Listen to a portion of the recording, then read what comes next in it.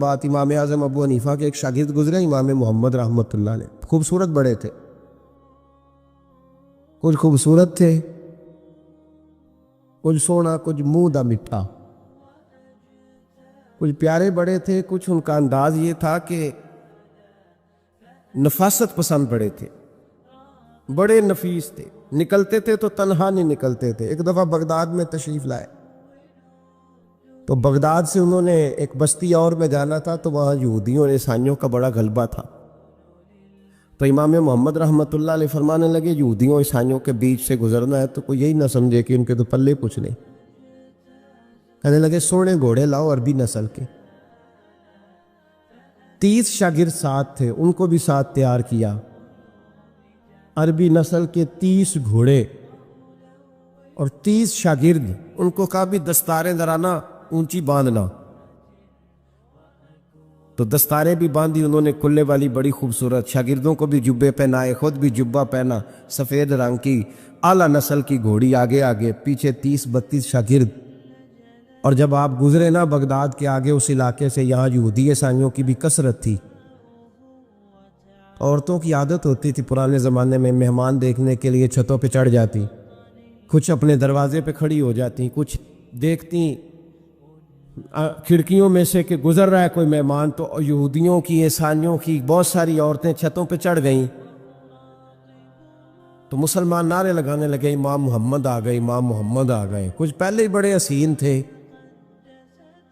پہلے ہی بڑے خوبصورت تھے، کچھ حضور کی سنت کا نور چڑھا ہوا تھا، کچھ دائیں بائیں شاگرد تھے، پھولوں کی پتیاں گر رہی تھی، تو جب محمد محمد کے نعرے لگنے لگے نا تو ان عورتوں نے امام محمد کا جلوہ دیکھا، تو دیکھا دیکھی کام کیا شروع ہوا، ایک نے دیکھا تو اتنی محو ہوئی کہ اس نے کلمہ پڑھنا شروع کر دیے،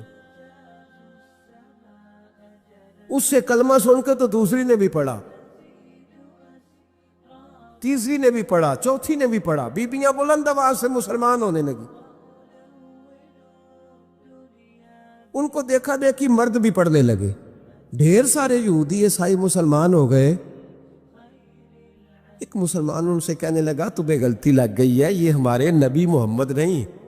تو میاں صاحب کا نام محمد تھا نا، تو کشمیر کے لوگ کہنے لگے شاید وہاں کے ہندو سکھ وہاں کے جو تھے کشمیر کے، وہ کہنے لگے شاید وہی محمد ہے، تو فرمانے لگے میں تے بندہ ٹھگ جے لوکو، میں تے بندہ چور، جس دا خلقت کلمہ پڑھ دی او محمد بور، میں تے بندہ ٹھگ جے لوکو، میں تے بندہ چور، جس دا خلقت کلمہ پڑھ دی او محمد ہور۔ تو امام محمد رحمۃ اللہ علیہ کو نعرہ لگ رہا تھا، تو ایک بندہ کہنے لگا یہ وہ والے محمد نہیں، یہ ہمارے نبی پاک صلی اللہ علیہ وسلم محمد صلی اللہ علیہ وسلم نہیں، یہ وہ نہیں، یہ تو ہمارے ایک امام ہے امام محمد، وہ والے نہیں۔ اب وہ کچھ لوگ چپ تھے، کچھ سوچ رہے تھے، کچھ بات کر رہے تھے، تو ایک بوڑھی اماں اپنے انداز میں بیچ میں سے بولی، کہنے لگی چل بیٹا چھوڑ، ہمیں پڑھنے دے کلمہ، اگر مسلمانوں کے چھوٹے سے محمد کا یہ حال ہے تو بڑے محمد کا کیا حال، پڑھنے دے ہمیں کلمہ، یہ حال ہے ان کے غلاموں کا تو سرکار کا عالم کیا ہو۔ تو امام محمد کی چال نکلی، بتانا یہ چاہ رہا تھا کہ امام محمد رحمۃ اللہ علیہ سے ایک بندے نے ایک دفعہ مسئلہ پوچھا، اس نے کہا حضرت صاحب میں گیا تھا منڈی، وہاں سے لایا ہوں ایک ٹوکری آم کی اور ایک ٹوکری سیب کی، ہمارے یہاں کا کریٹ کہتے ہیں اس کو، تو میں وہ لے کے آیا ہوں۔ اب میں نے جب گھر لا کے اس کو کھولا ہے نا تو آدھے صحیح نکلے ہیں، ہوتا ہے نا جی اللہ خیر کرے، جو دیانت دار تاجر ہے اللہ آج کل مہربانی فرمائے، وہ ہمارا ریڑھی والا بھی بڑا ایماندار ہے، ہم کیا کریں صدر کی بات، وہ بھی سامنے جو تگڑے ہوتے ہیں اس نے آگے لگائے ہوتے ہیں، اور جو تھوڑے سے کمے ہوتے ہیں وہ اندر والی سائیڈ پہ دیوار کے اندر رکھے ہوتے ہیں۔ کیا کیا جائے، ہم کیا سیاستدانوں کی کرپشن کی بات کریں گے، یہاں تو معاملہ بڑا گڑبڑ ہے نیچے سے لے کر۔ تو کہا حضور میں نے وہ جو کھولی ہے نا پیٹی، وہ ٹوکری جب میں نے کھولی ہے تو اوپر تو آم اور سیب ٹھیک تھے، تو اندر گلے سڑے ہیں، تو اب میرے لیے حکم کیا ہے؟ تو آپ فرمانے لگے بھی مسئلہ شرعی ہے کہ رکھنے ہیں تو سارے رکھ، واپس کرنے ہیں تو سارے کر، یہ نہیں ہو سکتا کہ تو صحیح صحیح رکھ لے اور گلے سڑے۔ تو یہ مسئلہ امام محمد بتا کے تو رونے لگ گئے۔ تو بندہ کہنے لگا حضور مسئلہ بتایا ہے آپ نے، تو فقہ کا ایک مسئلہ ہے سادہ سا کہ حضرت اب کیا کرنا ہے، تو رونے والی کون سی بات ہے؟ تو فرمانے لگے یہ تجھے مسئلہ بتا کے نا مجھے کچھ اور یاد آ گیا۔ آپ کو کیا یاد آیا ہے؟ فرمانے لگے میں بھی عرض کروں گا، مولا امام اعظم کے پاس بیٹھا ہوں، معروف کرخی، سری سکتی، جنید بغدادی، ان سارے درویشوں کے پاس رہا ہوں، میں بھی بیٹھا ہوتا تھا اس محفل میں جس میں یہ ہوتے تھے، اگر جنت میں بھیجنے ہیں تو سارے بھیج، یہ نہیں ہو سکتا کہ گلے سڑے ادھر پھینک دے اور اچھے اچھے اٹھا کے لے جائے۔ ہم سارے مصطفیٰ کا کلمہ پڑھنے والے، سب کو کہا یا ایھا الذین آمنو، ہم سب کا اکٹھا نام۔ ان لوگوں کی جو محبت ہے نا وہ فائدہ دے گی۔ خواجہ فرید الدین مسعود گنج شکر رحمۃ اللہ تعالیٰ علیہ کہنے لگے نظام تجھے آئے ہوئے بڑے دن ہو گئے، جا یار چکر لگایا، چکر لگایا۔ فرماتے میں پیدل گیا تو مجھے جانے میں کئی مہینے کئی ہفتے لگے۔ میں دلی پہنچا اور اپنے گھر کا نا ایک چکر لگایا، اوپر سے چکر لگا کے تو پھر پاک پتن کے رستے میں چل پڑا۔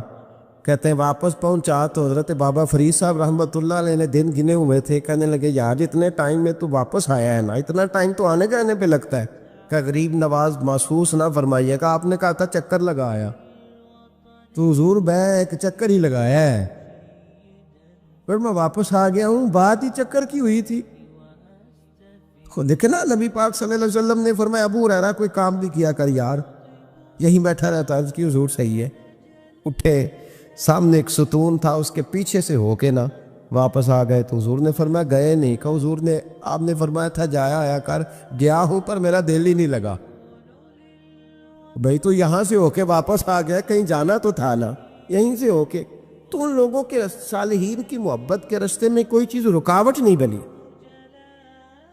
ہمارے ہاں چیزیں رکاوٹ بنتی ہیں، اپنے اولیاء اللہ سے، صوفیاء سے، بزرگان دین سے، رب کریم کے بندوں سے، داتا علی اجویری سے، خواجہ اجمیری سے، ان لوگوں سے پیار کریں، صالحین کی محبت دلوں میں پیدا کریں، صحابہ کا پیار دلوں میں پیدا کریں، اہل بیت نبوت کا پیار دلوں میں پیدا کریں۔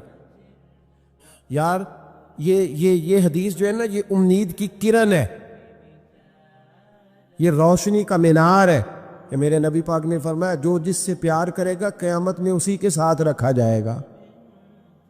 یہ صحیح بخاری کی حدیث ہے، المرء مع من احبہ، اور یہ جو مع ہے نا اس کا معنی ہے ساتھ رہنا، ہاں، مع اللہ، مع یعنی بما، یعنی اس کے ساتھ، المرء مع من احبہ، جو جس سے محبت کرے گا قیامت میں اسی کے اس کی معیت میں رکھا جائے۔ لیکن ہمارے ہاں نا کرامتیں، میرے جیسا شخص جب بھی کرامت سناتا کہتا میرے حضرت صاحب کا مجھ سے بڑا پیار، بھائی وہ تو پیار کریں گے ہی، وہ تو برکھا ہے، وہ تو رحمت کا سایہ ہے، وہ تو سائبان ہے، تو بازو کھلے ہوئے۔ تو بتا تیرے اپنے دل کا حال کیا ہے؟ حضرت حرم بن حیان رحمت اللہ تعالیٰ علیہ فرماتے میں حضرت اویس کرنی کو ڈھونڈنے چل پڑا، ڈھونڈنے بھی اسے نکلا جسے کسی نے نہیں ڈھونڈا اور جو کبھی کسی کو نہیں ملے، حضرت اویس کرنی۔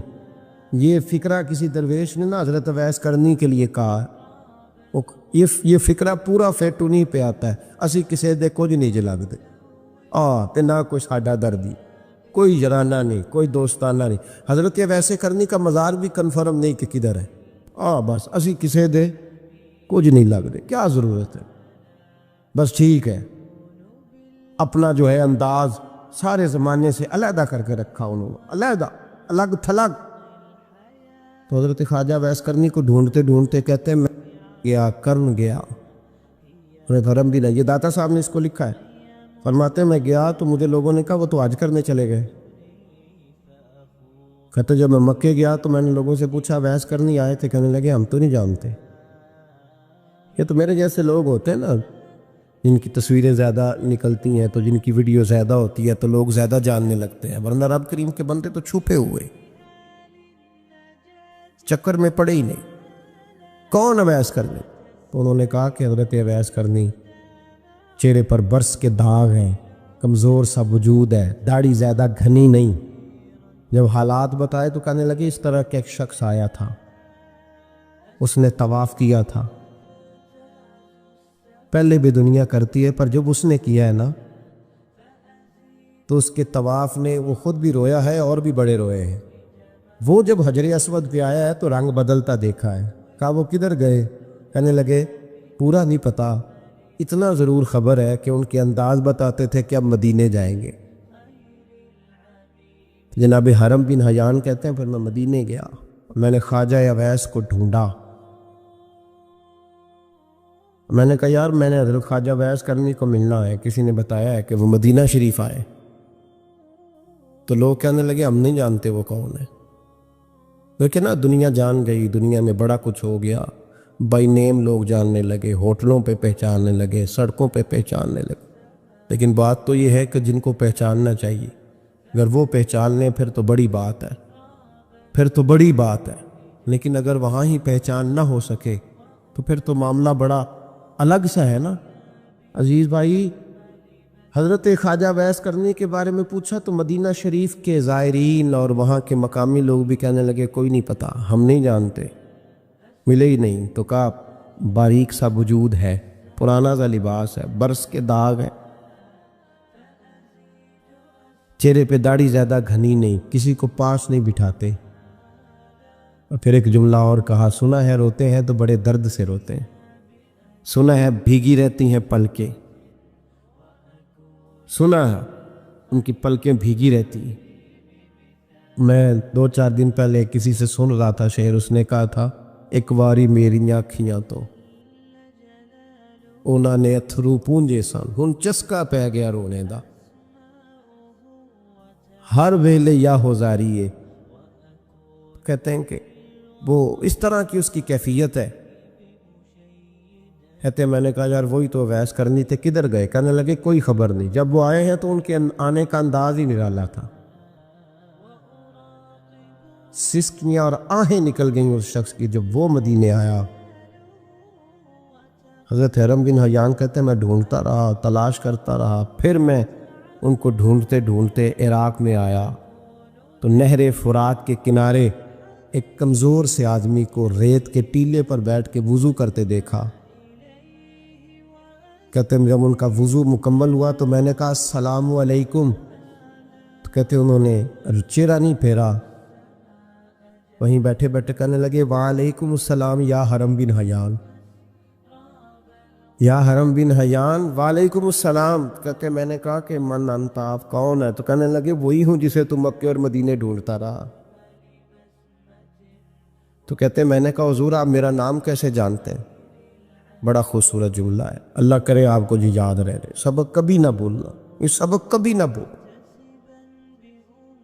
بابا صاحب کے مزار پہ گئے تو خالی آ گئے، داتا صاحب گئے تو خالی، ایسے ہی چلے گئے، ہم فارغ لوگ تھے، کوئی کام نہیں تھا کہ بابا فرید کی گلیوں میں گھومتے رہے، ہم فارغ تھے کہ 2 بجے حضرت سلطان باہو رحمت اللہ علیہ کی جالیوں کے سامنے کھڑے رہے۔ ہم کو پتھر چاٹنے والے لوگ تھے کہ آدھی آدھی رات بیت گئی اور ہم بزرگان کرما والا شریف کھڑے رہے۔ یہ کیسے ہو گیا کہ محدث اعظم کے مزار پہ کھڑے رہے؟ ایسے ہی کوئی بات تھی؟ حضرت ویسے کرنی بول کر فرمانے لگے، کہنے لگے کیا کہا تو نے کہ میں تجھے کیسے جانتا ہوں؟ فرمانے لگے تو مجھ سے پیار کرتا ہے، عارف تو روحی من روحی کا، میری روح تیری روح کی جاننے والی ہے، یہ روحوں کا رشتہ ہے، یہ خطا نہیں جایا کرتا۔ عارف تو روحی من روحی کا، میری روح تیری روح کو جانتی ہے۔ یہ کیسے ہو گیا؟ کوئی ایسے لوگ تھے تو اتنی جگہ مجھے تلاش کر آیا اور میں تجھے جانوں نہ؟ یہ کیسے ہو سکتا ہے؟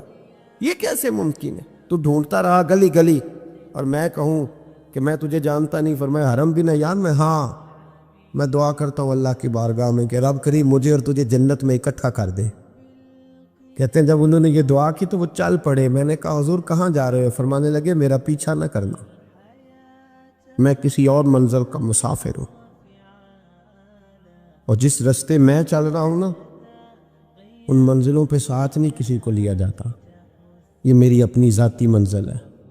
اس میں پاؤں پہ چھالے ذرا سخت ہوتے ہیں. ہر آدمی کا کام نہیں یہاں چلنا، تو مجھے تنہا رہنے دے اور مجھے اپنی مرضی سے چلنے دے. کہتے میں نے منت کی تو کہنے لگے بس تو نے جد و جہد بڑی کی تھی تو تیرے ساتھ ملاقات کر لی، تجھے پہچان لیا، تیرے ساتھ بات کر لی، ورنہ میں کہہ چکا ہوں اسی کسے دے کچھ نہیں لگ دے. اسی لیے میں نے حضرت غالباً امام شورانی رحمۃ اللہ علیہ کے حوالے سے پڑھا ہے کہ قیامت کے دن جب حضرت ویسے کرنی جنت میں جائیں گے تو ممکن ہے اس وقت بھی لوگوں کو دیدار نہ کرایا جائے، بلکہ امام شورانی کہتے ہیں اللہ 70,000 فرشتے ان کی شکل کے پیدا فرمائے گا اور ان کے جھرمٹ کے اندر چھپا کے انہیں جنت میں داخل کرے گا. ملاقات کس سے ہوگی؟ صرف انہی سے ہوگی جن کے لیے انہوں نے زندگی گزار دی. یا خدا سے ملیں گے یا مصطفیٰ کریم سے ملیں گے. یہ بھی لوگ تو محبت کریں، صالحین کا پیار، نیک لوگوں کی محبت، صالحین کی محبت رستہ آسان کرتی. کوئی شک نہیں کہ زمانے میں سارے لوگ اچھے نہیں ہوتے، برے لوگ بھی آئے ہیں مارکیٹ میں، ہوتے ہیں. ہم لوگ الجھ گئے ہیں، بہت بڑے قیدی ہیں اپنے آپ کے، بڑے قیدی ہیں. سارا دن اپنی خواہشات کی تکمیل میں بھاگے رہتے. بڑے بڑے سونے نوجوان، میں ان پہ تنقید نہیں کرتا، مجھے ان پہ ترس آتا ہے. جب میں رات کے اندھیروں میں انہیں ٹیلی فون لے کے چوکوں میں کھڑے دیکھتا ہوں تو مجھے رحم آتا ہے. میں کہتا ہوں دیکھو نفس کی خواہش کے پیچھے یہ کیا مثلاً آخر کیا ہے اس میں؟ ایک عورت کے پیچھے تباہ کر لیا اپنے آپ کو. یعنی زیادہ سے یہ کوئی مقصود ہے؟ یہ کوئی مقصد حیات ہے جس کو مقصد بنا لیا؟ میرے عزیز بات کو سمجھ لے. اتنا خوبصورت آدمی ہے اور اتنا اس کا اونچا قد کاٹ ہے، اور کیا کس کے پیچھے یہ بھاگا ہوا ہے؟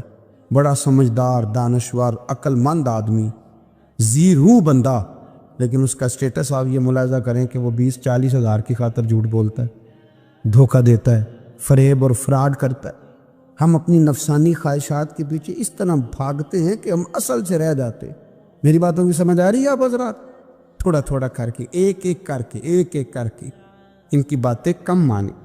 ضروری تو نہیں نا کہ سویرے ناشتہ بازار سے اپنی مرضی کا تگڑا کیا، بازار سے لا کے پوڑیاں چنے بہترین کھائے، اور پوڑیاں چنے ابھی کھائے نہیں، شاپر میں ڈالے ہوئے ہیں، اور وہ لے کے ابھی آ رہا ہے تو ساتھ ہی رستے سے گوشت بھی چھوٹا اچھا لگا تو 2 کلو وہ بھی لے آئے کہ پوڑیاں چنے کھاؤں گا اور دوپہر کے لیے گوشت پکاؤں گا. وہ پہلے یہ تو کھا لے صاحب، اس سے تو نجات پا لے. یہ پتہ نہیں ہضم ہوتا ہے کہ کچھ اور کرتا ہے تیرے ساتھ، لیکن وہ گوشت بھی ساتھ لے آیا. یعنی ٹیبل پہ، ناشتے کے ٹیبل پر بیٹھ کے فیصلہ ہو رہا ہوتا ہے کہ ہم نے کیا کھانا ہے، ہم نے کدھر جانا ہے. سنگیو یاد رکھو، باتوں کو سمجھو اور غور کرو. یہ تھوڑا تھوڑا کر کے جب ہم چھٹکارا حاصل کرنے کی کوشش کریں گے نا، چھٹکارا حاصل کرنے کی کہیں جگہ سے، کس جگہ سے اگر آپ کو تنبیہ ہوتی ہے نا، تنبیہ، اس میں بھی بڑا مزہ آتا ہے. اس میں بڑا، ہمارے ایک بزرگ تھے تو ایک دن نا میں گیا تو کہنے لگے الحمدللہ آج میں بڑے سکون میں ہوں. میں نے کہا جی وہ کیا ہوا؟ کہنے لگے میں اپنے آپ کو بڑا پیر صاحب سمجھنے لگ گیا تھا. تو ایک بابڈا کے کسی آدمی سے کام تھا تو میرے ایک دوست نے مجھے کہا کہ پیر صاحب اس کو ٹیلی فون کر دے، سنا ہے آپ کا عقیدت مند ہے. میں نے اس بندے کو ٹیلی فون کیا تو کہتا ہے پیر صاحب میں عزت آپ کی بڑی کرتا ہوں پر یہ کام نہیں ہو سکتا. کہتے ہیں جب اس نے مجھے کہا نا تو کچھ بھی نہیں، تو مجھے بڑا مزہ آیا، ورنہ میرا تو نفس پھول گیا تھا. میں تو سمجھتا تھا کہ جو میں کہتا ہوں ویسے ہی ہو جاتا ہے. کہتے اس نے تھوڑا سا نا مجھے لیول میں کیا ہے، مجھے مزہ آیا. یہ لوگ نا اپنے اوپر بوجھ ڈالتے تھے، یہ تھوڑا تھوڑا پیچھے ہٹتے تھے، یہ سمجھتے تھے کہ اس طرح تمہاری تکمیل رہ جائے گی. صبح سے شام تک اگر اسی نفس کی باتیں مانتے جائیں گے تو خرابی کرے گا. دولت کا نشہ ہے بھائی، دولت کٹھی کرنے والا کسی جگہ سیر نہیں ہوتا. حسن کا نشہ ہے، حسن کا نشہ ہے. حضرت ابو بکر شبلی رحمۃ اللہ علیہ فرمایا کرتے تھے جو تیری بیٹی کو خوبصورت سمجھ کے اس کے ساتھ نکاح کرنے تھے اسے بیٹی نہ دینا. حضرت جی کیوں؟ فرمایا حسن تو تھوڑے دن کے بعد ختم ہو جائے گا، پھر وہ اس کی قدر نہیں کرے گا، وہ تو کہیں اور منہ مارتا پھرے گا. حضرت ابو بکر شبلی رحمۃ اللہ تعالیٰ علیہ کی بیٹی خوبصورت تھی. ایک نوجوان کہنے لگا میرا نکاح کر دیں. آپ فرمانے لگے پتر تو 1 مہینے کے بعد آنا کر دوں گا، بڑی موٹی تازی خوبصورت صاحبزادی۔ تو حضرت نے اسے دوائی کھلائی، اسے پخانے لگ گئے، جو پخانہ کرتی ایک مٹکے میں سنبھال دیتے۔ تھوڑا وقت گزرا تو وہ ہڈیوں کا پنجر بن گئی، مہینے بھر میں دست اتنے آئے کہ کمزور ہو گئی۔ تو ابو بکر شبلی 1 مہینے کے بعد نوجوان کو بلایا، فرمایا ادھر آ تیرا نکاح کروں۔ بچے دکھائی تو وہ کمزور بستر پہ پڑی، فرمایا شادی کہنے لگا اسے نہیں میں نے کرنی۔ فرمایا یہ وہی ہے؟ کہنے لگا جی نہیں۔ فرمایا تو کہتا تھا مجھے عشق ہے، کدھر گیا تیرا عشق؟ کہنے لگا حضرت صاحب آپ کیسی بات کر رہے ہیں؟ فرمایا ادھر آ۔ پھر وہ مٹکا جس میں گند رکھا تھا وہاں لے گئے، فرمانے لگے تیرا اس کے ساتھ عشق تھا، یہ ہے تیرا عشق۔ فرمایا اسے تو میں 4 دن روٹی کھلاؤں گا پھر تندرست ہو جائے گی، لیکن میں دیکھنا چاہتا تھا کہ تو میری بیٹی سے پیار کرتا ہے یا اس کے چہرے پہ آنے والی کچھ وقت کے لیے سرخی سے پیار کرتا ہے، اس لالی سے پیار کرتا ہے جو جوانی کے وقت بچوں اور بچیوں پہ آتی ہے۔ کس چیز کے دل دادا؟ یعنی کیا مطلب؟ نفس کی غلامی، سراسر غلامی، اور پلٹ پلٹ کے اور بڑے بڑے سیانے بندے چھوٹی سی خواہش کے لیے، بڑا سمجھدار بڑا سیانا بندہ۔ میں ایک بڑے بزرگ عالم تھے، میں ایک دفعہ ملنے گا تو پائے پکا رہے تھے،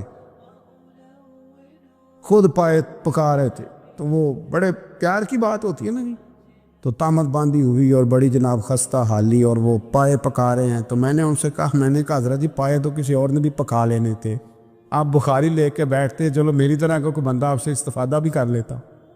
اب پائے آپ لائیں گے، پھر پکائیں گے، پھر آپ کھائیں گے، تو یہ تو 24 گھنٹے آپ کسی کام میں گزر جائیں گے۔ تو یہ ایک چھوٹی سی خواہش کے لیے، میں کسی چیز کو حرام نہیں کہہ رہا، قرآن پاک کی جو آیت پڑھی ہے صرف اس کی تفسیر آپ کے سامنے عرض کر رہا ہوں۔ ہماری خواہشات ماں پالتی ہے، آپ کو نہیں پتہ کتنے دکھ سہتی ہے۔ میں ان ماؤں کو جانتا ہوں جو بیٹے کے حصوں کی مار بھی اس کے ابے سے کھاتی ہیں، مار کھاتی ہیں وہ۔ ایک خاتون ایک کان سے سنتا نہیں، میرے پاس ایک دفعہ آئی، کہنے لگی 60 لگ گئی سی، کوئی دعا کر دے یا کوئی وظیفہ پر، ڈاکٹر کہتے ہیں ٹھیک نہیں ہو سکتے۔ میں نے کہا باجی صحیح بتاؤ مسئلہ کیا ہے؟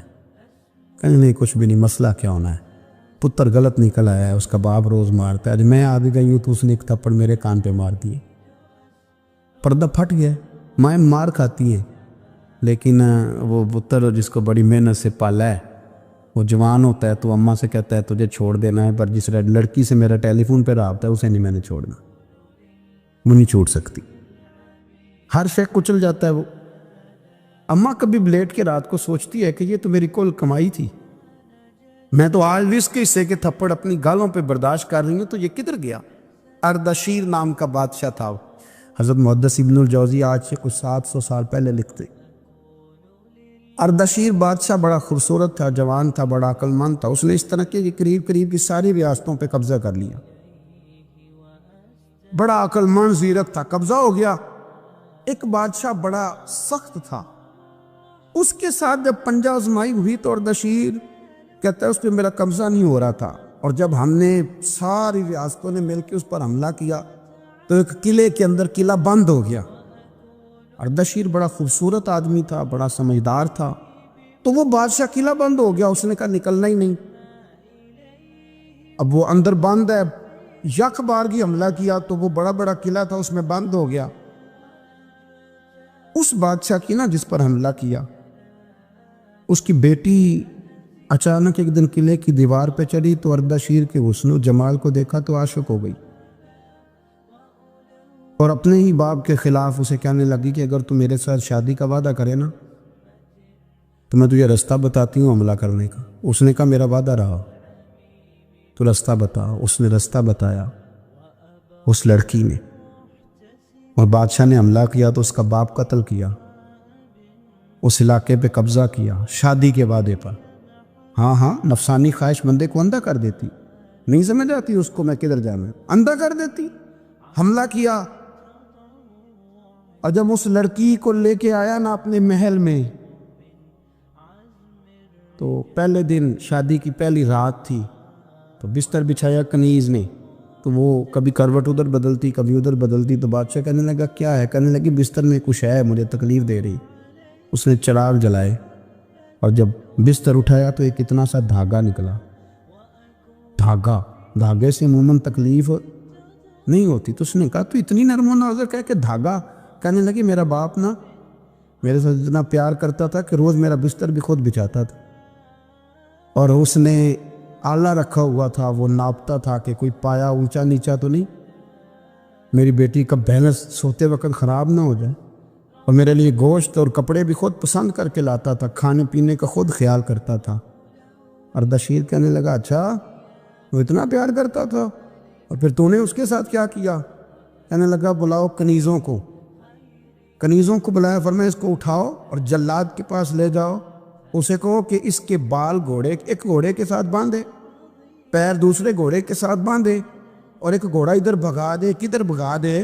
یہ جس کے باپ نے اتنا پیار کیا، یہ نفس کی اتنی غلام ہے کہ اس کی وفادار نہیں رہی تو میری وفادار کیسے بنے گی؟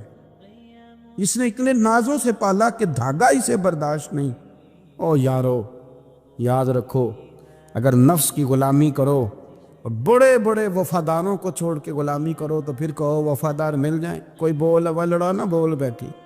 ان دے خصم ناراض بڑبولیاں دے، کہاں سر کھائے تے بلبل ٹھنڈ پائے، بڑے فرق نہیں سجنا بولیاں دے، جڑیاں خصماں دی وچ رضا وسن، بھاگ جاگ جاندے انہاں گولیاں دے۔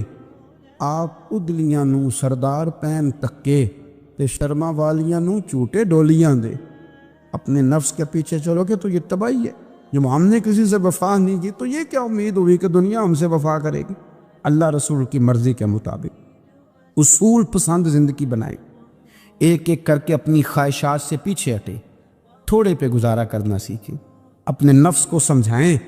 ضروری نہیں کہ روٹی ہر وقت مزے کے لیے کھائی جائے، کبھی کمر سیدھی کرنے کے لیے خشک روٹی بھی کھا کے دیکھو، کبھی سادہ کھانا اس پہ بھی اکتفا کرو، کبھی تھوڑا کھر کے اچھے طریقے سے سادے کمرے میں بھی اللہ کو یاد کر کے دیکھو۔ نفس کے پیچھے نہ بھاگیے گا، تباہی کرے گا۔ فرمایا خواہشوں کے پیچھے نہ چلنا، تمہیں اللہ کے راستے سے بہکا دیں گی، اور فرمایا بے شک ان کے لیے سخت عذاب ہے جو اللہ کے راستے سے بہک گئے۔ اور کیوں سخت عذاب ہے؟ اس لیے کہ انہوں نے آخرت کے دن کو بھلا دیا، تو آخرت کا دن بھلا دیا، پیچھے کا خواہشوں کے پیچھے نہ چلنا، تمہیں اللہ کا راستہ بھلا دیں گی۔ مفہوم آیت یہ ہوا، قرآن نے ہمیں ارشاد یہ فرمایا کہ خواہشات نفس کے پیچھے چلو گے آخرت کو بھول جاؤ، تمہارے ذہن میں یہ بات نہیں رہے گی کہ میں نے مرنا بھی ہے۔ پھر لوگ معاذ اللہ ثم معاذ اللہ یہ کہیں گے کہ بھائی یہاں جینے دو نا، پھر آگے جائیں گے تو دیکھی جائے گی۔ لوگ بھول گئے مرنے کو۔ ہماری ساری جدوجہد زندہ رہنے کے لیے ہے، ساری 60-70 سال کے لیے سارا کچھ ہے۔ آپ دیکھ لیں، ٹٹول لیں کسی بندے کو، صرف جتنی محنت کر رہا ہے وہ جینے کے لیے کر رہا ہے۔ رب قریب کے بندے جتنی محنت کرتے تھے مرنے کے لیے کرتے تھے، مرنے کے لیے کوشش کرتے تھے کہ مر جانا ہے، اس کے لیے جدوجہد۔ ہم جتنی جدوجہد کر رہے ہیں ساری جینے کے